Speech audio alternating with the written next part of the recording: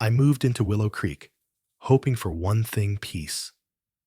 After 20 years of living in apartments, dealing with upstairs stomping and downstairs complaints, I finally had my name on the deed to a quiet little single-story home with a magnolia tree in the front yard. The street curved like a smile. Kids rode scooters in the evenings, and every house had a flag or flower box. It was supposed to be the calm after the chaos. But then came Margaret Denton. She didn't come with a welcome pie or an introduction. She came with a clipboard and a scowl. The first time we met, I was unloading groceries when her Prius rolled to a stop across my driveway. "Excuse me," she barked through the window. "That truck needs to be moved. Renters are not permitted to use the front drive." I blinked. "I'm not a renter. I bought the place." She squinted. "That's not what the HOA records say." That was our entire first conversation. No name, no welcome, just accusation.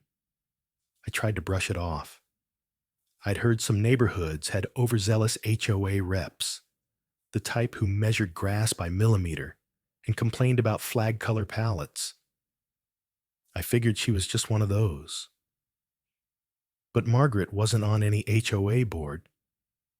In fact, as I would later learn, she wasn't part of any legitimate authority at all.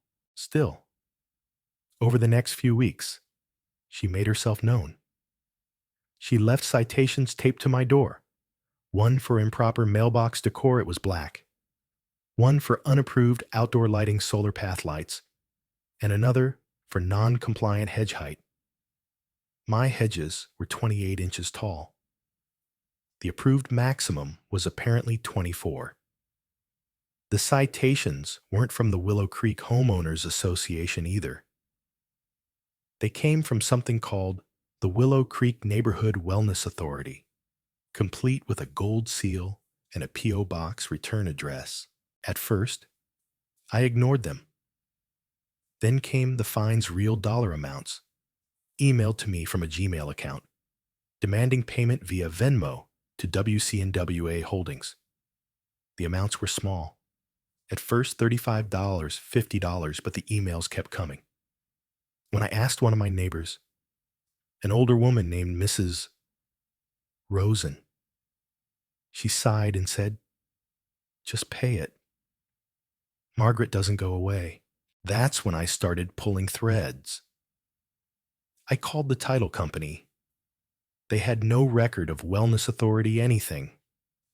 The only HOA listed was Willow Creek Homeowners Trust, managed by a group based out of downtown. I called them. They confirmed what I already suspected: Margaret Denton wasn't on the board, wasn't authorized, and wasn't even a dues-paying member anymore. She'd opted out years ago and then formed her own watch group, which she used to bully and intimidate residents. It would have been laughable if it weren't effective. I found out 3 neighbors had refinanced their homes after getting lien notices from WCNWA. One man, a veteran named Leonard, had been paying compliance fees for 3 years. Another woman had her home nearly auctioned because Margaret had forged paperwork to trigger a tax default. That's when it stopped being absurd and started being personal. I spent the next week digging deeper. I'm no stranger to financial records. I worked as a systems analyst for years, and I still know how to read a ledger like a second language. I pulled public property records. I traced payments. I filed FOIA requests and matched up accounts tied to Margaret's shell company. Every trail led back to the same place: Margaret's living room. She'd created a web of fake fines, phony enforcement letters, and used fear to turn a dozen households into passive ATMs. She even forged fake inspection reports with logos she pulled off Google. She'd made over $200,000 in 2 years off those scams and hadn't paid taxes on any of it. The final straw came when I received a final notice of property violation with a threat of escalated legal action.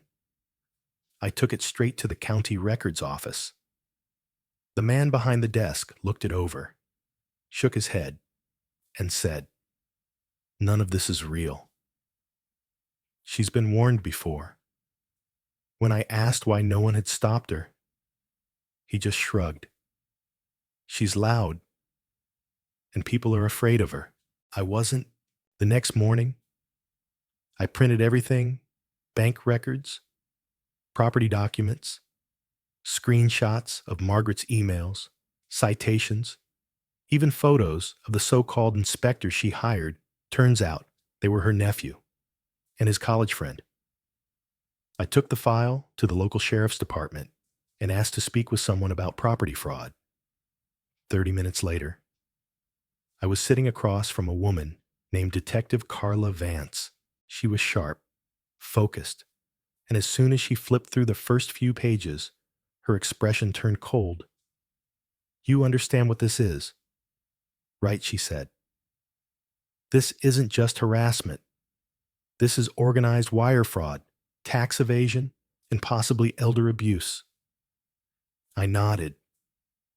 "I've got names of people she's targeted. Some of them are in their 70s. Carla took everything.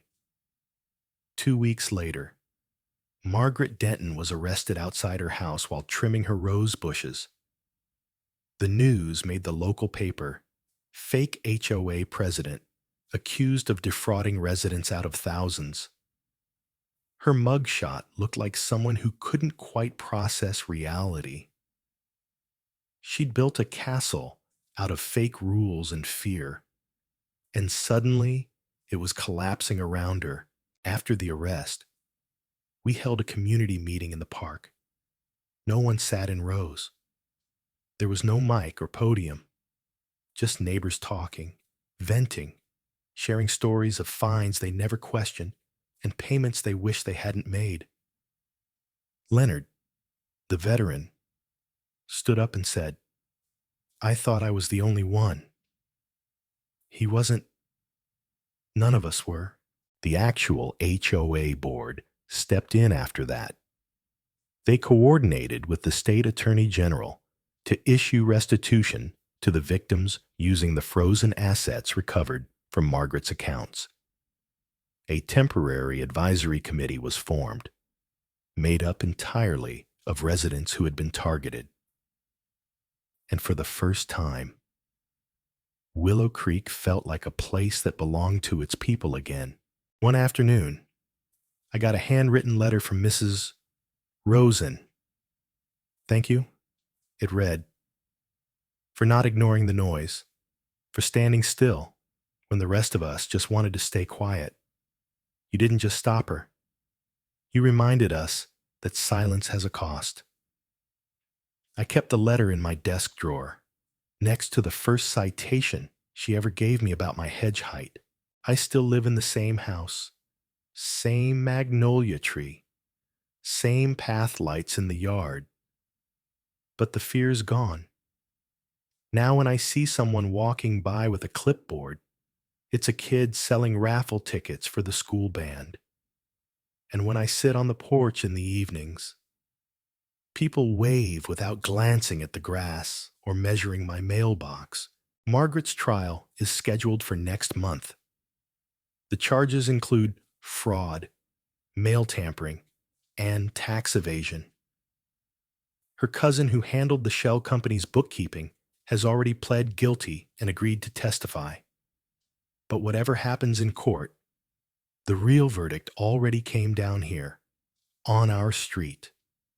The scam is dead, and the neighborhood is alive. They say the cost of peace is vigilance. I believe it now, because people like Margaret don't just disappear.